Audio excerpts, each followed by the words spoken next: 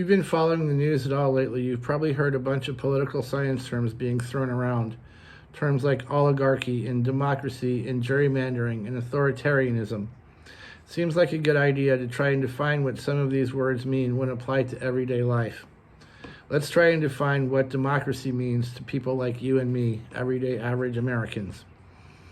Merriam-Webster defines it as a form of government in which people choose leaders by voting.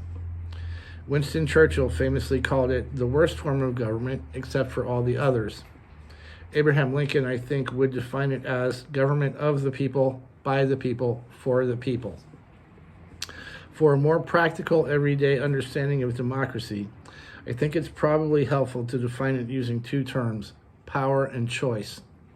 In a functioning democracy, power belongs, in the end, to the people, the citizens, us.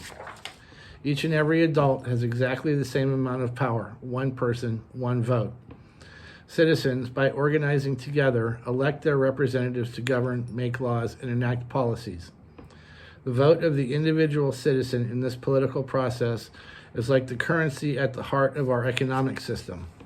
Without free and fair voting for every citizen, we don't have a functioning democracy. Just like how without the concept of currency, we only have the barter system. Your vote and your ability in a democracy to organize with other citizens is your currency, your power. How you spend that currency is your choice. In a free and fair democratic system, your choice should be limited only by your own level of interest in exercising it, and the results determined by your own ability to organize a group of like-minded citizens to vote for a certain result, as opposed to the abilities of those who advocate for a different outcome. Your vote, multiplied by your level of commitment, multiplied by the votes and commitments of as many other citizens as you can get, equals the result. Political parties evolved to streamline and rationalize this process, but the basic unit is the same. You and me, the individual citizens. This is our power and our choice. Government of the people, by the people, for the people.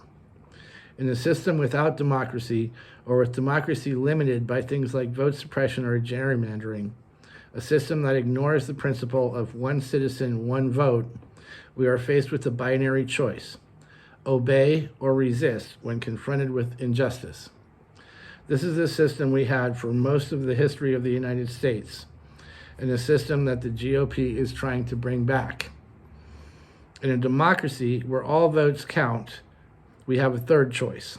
We can vote and organize, spend our own individual political capital, use our power to make change. This is what people like Martin Luther King, people like Susan B. Anthony, John Lewis, Harvey Milk fought for. To have democracy. Power not used is too often power taken away. Let's keep this in mind. Let's honor those who came before. Let's protect our power.